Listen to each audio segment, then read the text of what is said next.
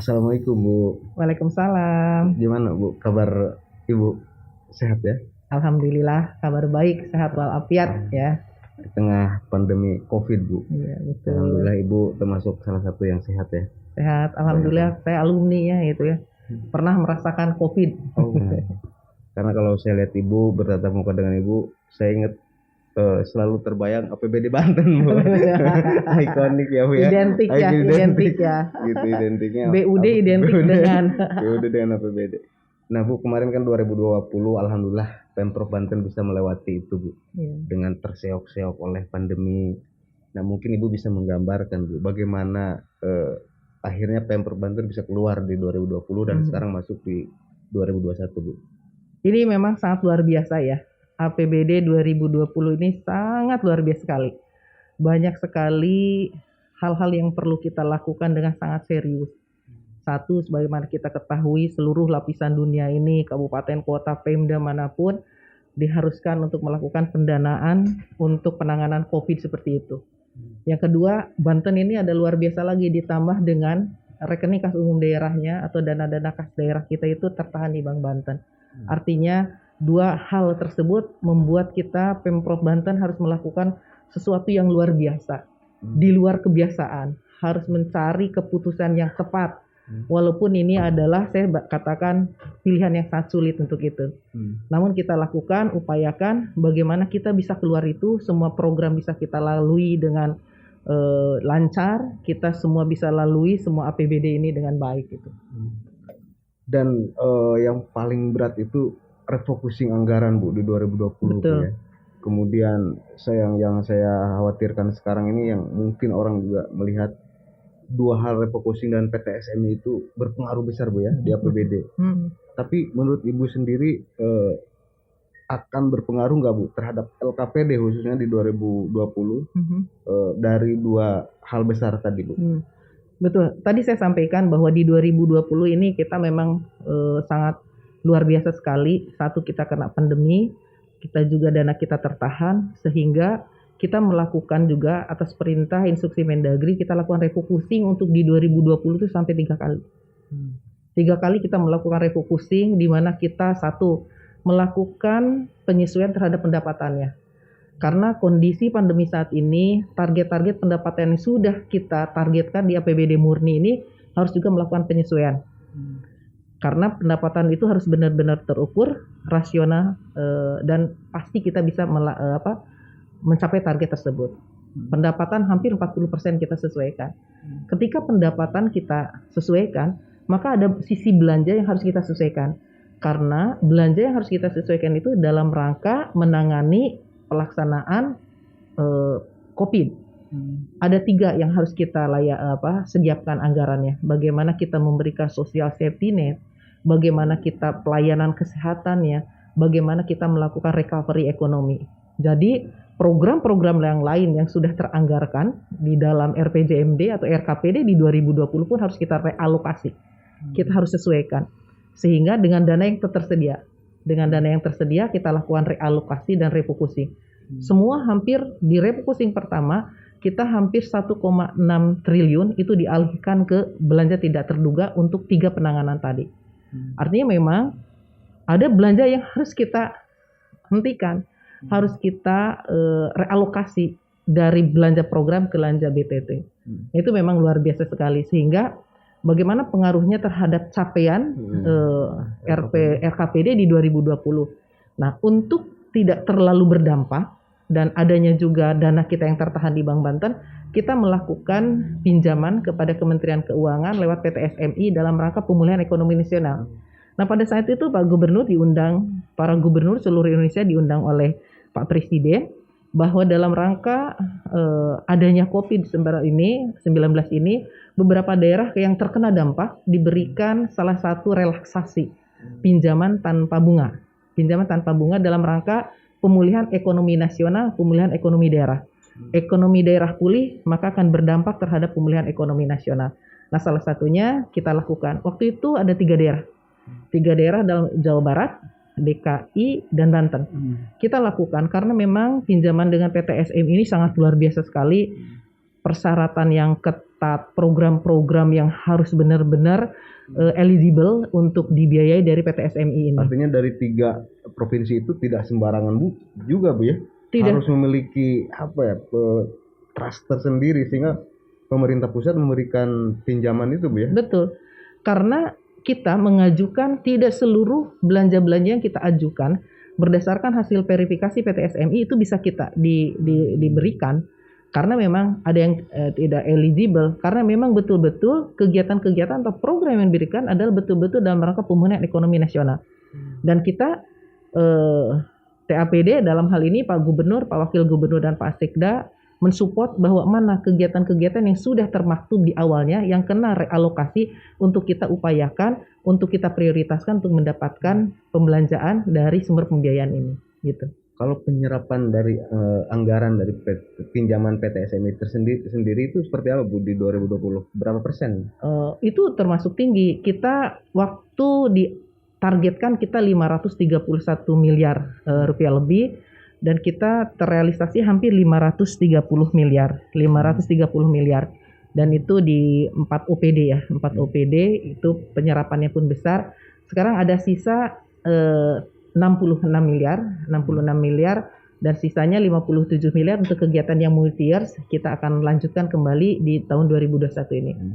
Karena sebagai flashback sedikit, Ibu sempat viral Bu di media terutama pada saat pinjaman PTSMI. Iya. Sempat viral. Nah, maksud saya viral di media itu kemudian Ibu dianggap ada tidak sinkron dengan kebijakan. Itu sebenarnya mungkin Ibu bisa jelaskan seperti apa Bu kebijakan berat itu Ibu harus ambil keputusan berat itu. Betul. Mungkin masyarakat beranggapan jangan sampai pinjaman yang dilakukan Pemprov Banten ini akan membebani terhadap periode berikutnya. Jangan sampai pinjaman yang dilakukan akan tidak berdampak terhadap pemulihan ekonomi nasional. Jangan sampai pinjaman yang dilakukan ini tidak dapat dilakukan atas kajian-kajian yang sangat relevan, terukur, dan rasional. Nah ini menjadi tantangan, gak apa-apa bagi kita Pemprov Banten, dalam hal ini kita pemerintah Provinsi Banten memberikan keyakinan kepada masyarakat, karena sebetulnya APBD ini APBD ini hadir untuk masyarakat, untuk kesejahteraan masyarakat mampu merasakan manfaat atas itu. Dan itu tidak punya pilihan Bu ya untuk misalkan tidak pinjam ke PTSMI. Pada saat kondisi saat itu memang no choice ya. Kita sudah lakukan beberapa upaya. Waktu itu kita akan melakukan pinjaman kepada perbankan, salah satunya kepada BJB, BRI, dan BNI. Kita lakukan juga permohonan seperti itu. Namun waktu itu dengan biaya yang mahal. Kita menginginkan ada sumber-sumber pembiayaan yang murah, yang mampu kita jangkau, dan itu tidak memberatkan APBD berikutnya. Nah kebetulan pemerintah pusat, saya bilang tadi, memberikan relaksasi itu. Ada kemudahan bagi daerah-daerah yang terdampak untuk bisa melakukan pemulihan. Nah ini adalah seperti jalan keluar. Kalau Pak Gubernur bilang ini seperti oase di padang pasir, sumber-sumber pembiayaan yang kita bisa tangkap itu. Dan mudah-mudahan apa yang kita sekarang lakukan ini memang betul-betul membawa dampak bagi masyarakat dalam rangka pemulihan ekonomi. Dan sekarang Ibu sedang menyusun, proses LKPD sudah selesai dilaksanakan. Nah dengan kondisi tadi ada terjadi refocusing seperti itu, yakin nggak Bu LKPD Pemprov bisa meraih WTP kembali Bu? Ya, semua upaya yang kita lakukan itu tentu berdasarkan upaya-upaya yang keras yang kita lakukan. Semua kita lakukan dengan mengikuti beberapa aturan. Laporan keuangan pemerintah daerah kemarin pada tanggal 8 Februari sudah diserahkan Pak Gubernur kepada BPK. Dan konon katanya LKPD yang diserahkan dari Provinsi Banten ini merupakan LKPD tercepat yang diberikan kepada BPK atas audit di tahun 2020 ini. Ya mudah-mudahan kita bisa tercepat dan terbaik juga. Memang ada beberapa yang kita lakukan karena BPK pun tidak mau menerima LKPD untuk dilakukan audit karena secara aturan LKPD ini diserahkan maksimal 3 bulan setelah tahun anggaran berakhir. Artinya masih ada waktu bagi kita sebenarnya sampai dengan 31 Maret.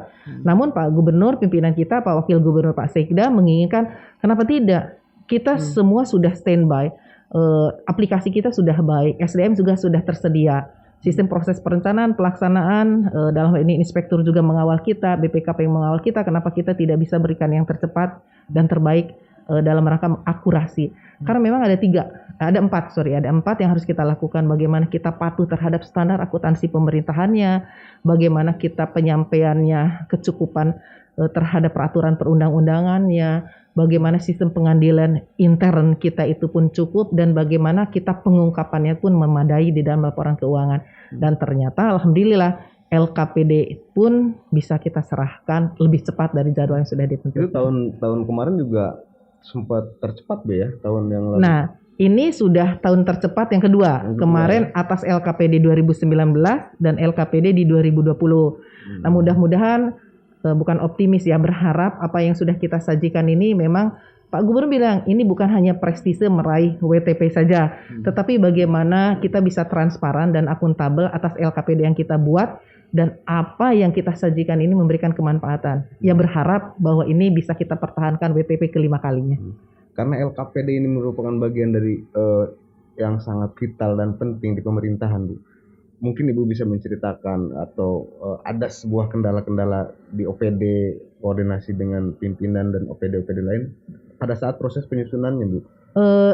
Kalau kendala yang mendasar, itu sebetulnya kita tidak menemukan kendala yang mendasar. Karena semua OPD sudah memiliki pemahaman dan kebersamaan antara kita bahwa ini adalah memang salah satu agenda pemerintah provinsi. Namun ada beberapa hal, misalnya ketika kami melakukan pengungkapan atas persediaan atau aset yang dikelola dari dana BOS. Karena dana BOS ini kan tidak lewat mekanisme APBD kita, namun kita harus mencatatnya. Nah, proses mencatat ini memerlukan ketelitian, memerlukan kecermatan, memerlukan waktu yang sangat panjang untuk kita melakukan rekon atas itu. Kita harus memastikan, karena kita harus, BPK menginginkan bahwa apa yang kita sajikan itu betul-betul meyakinkan. Nah, kita kesulitan mungkin nanti ke depan kita lakukan koordinasi dengan pusat, dengan Kementerian Pendidikan, bagaimana pola yang terbaik, tercepat, dan paling akurat untuk kita bisa memonitor atas itu gitu. Ya, karena kan bagaimanapun untuk menjadi pelaporan yang tercepat itu kan butuh benar-benar sinergis dengan OPD yang lain, Bu ya. Nggak mungkin dong PPKD sendirian gitu, Bu ya. Iya, betul. Dan kita selalu, kalau saya membuat strateginya, kami ada di bidang akuntansi itu seperti melakukan pelayanan, kalau orang nakes melakukan pelayanan kesehatan. Nah, kita bagi zona. Bagi zona ini mengawal OPD ini.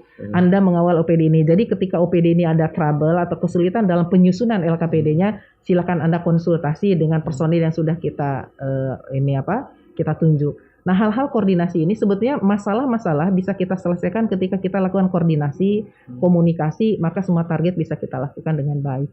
Seperti itu.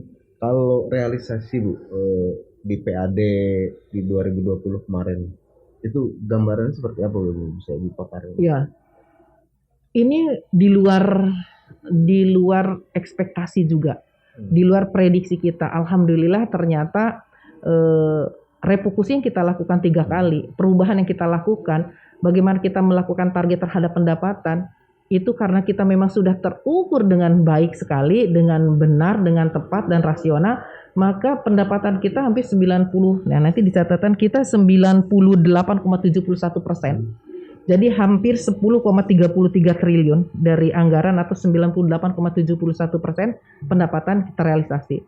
Artinya sudah lebih dari 90%. Ini adalah sesuatu pencapaian sangat baik kalau menurut saya. Jadi hampir goalnya itu output kita itu tercapai dengan sangat hampir 100% lah ya, 98,71%. Demikian pun dengan belanjanya ya. Dengan belanja kita di atas 90% atau 93,86% dari anggaran belanja 10,06 triliun. Itu luar biasa sekali di saat pandemi, di saat kondisi kita physical distancing, bagaimana kita sekarang dibatasi pertemuan seperti itu, tapi kita masih mampu melaksanakan beberapa kegiatan. Karena memang betul-betul kegiatan-kegiatan yang atau belanja-belanja yang sudah dianggarkan di dalam APBD ini benar-benar yang memang kita perlukan. Jadi pasti OPD akan melaksanakan itu. Karena fatal, salah satunya itu adalah yang dari SMI itu. Gitu kan, jangan sampai, jadi kami saling menjaga lah, kami semua OPD pimpinan dalam hal ini mensupport, menjaga agar target capaian ini pun bisa lebih baik. Malah kalau saya lihat dibandingkan dengan periode yang sama di 2019, capaian pendapatan dan belanja ini lebih baik. Lebih baik. Lebih baik daripada 2019. Kok bisa, Bu? Ya bisa karena jadi ini terlihat dari angka silpa kita.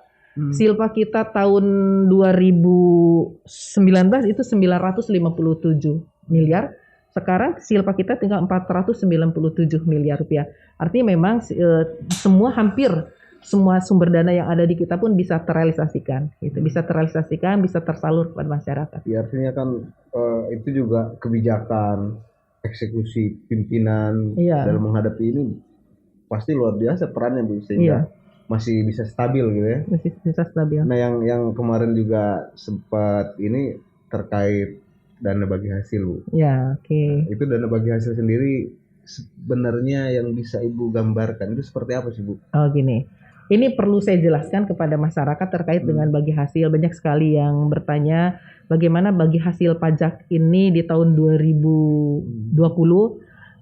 Kami menganggarkan setelah refocusing ketiga di perubahan APBD ini, untuk bagi hasil pajak itu kita anggarkan 1,5 T. 1,5 T ini BUD, saya selaku BUD sudah menyalurkan seluruhnya kepada kabupaten kota. 1,5 T. Ini memang pada saat penganggaran, karena kemampuan keuangan kita masih terbatas akibat adanya pandemi, tertahannya dana di Bank Banten, sehingga kita belum mampu menganggarkan secara full. Dan ini sekitar penganggaran 1,5 T ini mampu sampai dengan bulan Juni. Pembayaran bulan Juni. Nah, kapan sisanya gitu kan? Harusnya memang kita sekitar 2,3 T. Kalau kita melihat kemampuan dengan realisasi pendapatan, artinya BHPP atau belanja bagi hasil kepada kabupaten kota itu dianggarkan 2,3 triliun. Nah, ini dianggarkan baru 1,5. Artinya ini menjadi PR Pemprov Banten kepada kabupaten kota di APBD 2021. Nah, hari ini kita sudah mulai menyalurkan kepada kabupaten kota. Proses sedang berlangsung dan mudah-mudahan minggu depan kabupaten kota sudah bisa menerima penyaluran atas kekurangan DBH di 2020 kemarin. Itu pun secara bertahap kami akan lakukan pembayaran. Nah, nanti di LKPD pun kemarin kami sampaikan bahwa kami masih ada utang kepada kabupaten kota sekitar 819 miliar atas BHPP dari Juli sampai dengan Desember dan beberapa pelampuan atas pendapatan yang kita terima. Dan mudah-mudahan kita pun sudah melakukan rekon dengan kabupaten kota atas itu. Iya, artinya maksud saya itu menjadi PR ke depan. Kemarin juga BPK sempat ngasih warning, sempat ngasih kode bahwa BPK menyatakan dana refocusing bisa menjadi salah satu faktor indikator bisa saja menjadi mempengaruhi terhadap hasil peraihan predikat di pemeriksaan LKPD gitu. Artinya kan itu juga menjadi sorotan tersendiri. Iya, betul. Dan refocusing udah benar-benar diteliti belum, Bu? Iya, betul. Kalau refocusing ini kan makanya ada beberapa layer, beberapa tahap yang kita lakukan. Tahap pertama kita hanya melakukan refocusing untuk pemenuhan kesehatan saja. Tiba-tiba ada inmen lagi, tambah lagi aturan Kementerian Dalam Negeri bahwa refocusing tidak hanya kesehatan saja. Anda harus juga memberikan terhadap bagaimana memberikan jaring pengaman social safety net kepada warga masyarakat terdampak. Ada lagi refocusing lagi bahwa sekian berapa persen waktu itu 40% apa gitu harus dialihkan kepada BTT. Dalam rangka juga recovery ekonomi seperti itu. Sehingga itu tadi saya bilang bahwa 1,6 triliun di refocusing 3 itu kita anggarkan di BTT. Nah, karena keuangan kita pun sulit dan kita menghitung kembali. Awalnya kita akan memberikan social safety net itu sampai 5 bulanan. Nah, kita kemarin hanya sampai 2 sampai 3 bulan. Nah, hingga dari BTT untuk COVID ini dari 1,6 menjadi 770 miliar. 770 miliar dalam rangka pemenuhan di APBD berikutnya gitu. Jadi 4 poin besar kalau saya tarik ya. SMI, pinjaman SMI, refocusing, dana bagi hasil. Dana bagi hasil. 3 berarti ya. yang menjadi Ya. sesuatu yang besar. Kalau menurut saya dana bagi hasil adalah karena dampak saja, dampak dari saja. adanya pandemi, adanya dana yang tertahan, sehingga kita memang harus melakukan cash flow itu. Dan ada juga di bagi hasil ditanyakan, ada beberapa kabupaten kota yang memang belum menerima atas bagi hasil yang sudah kita salurkan. Itu adalah bagi hasil yang bulan Februari. Dan itu dananya masih tertahan di Bank Banten. Mudah-mudahan nanti ada solusi bagaimana provinsi mengungkapkan terhadap dana bagi hasil yang masih tertahan tersebut. Dan itu nanti sudah kita bicarakan dengan BPK, dengan kabupaten kota. Seperti itu.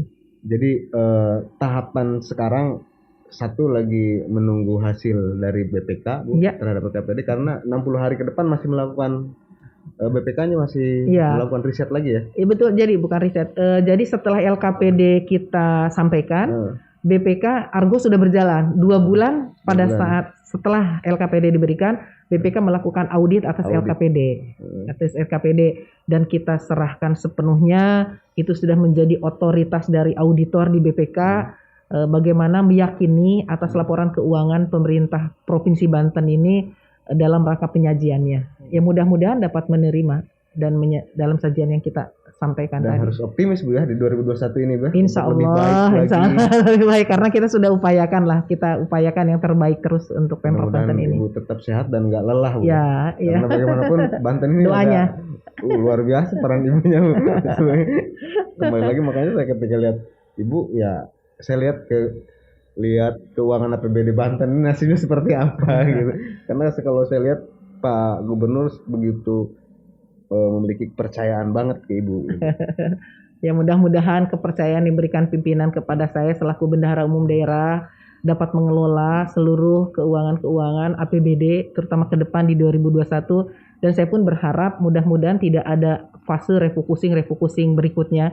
Walaupun sebetulnya kita tahu kondisi pandemi Covid ini masih menghantui kita dan tren masih belum melandai seperti itu, dan dimungkinkan kalau menurut saya ada juga kebijakan pusat melakukan refocusing.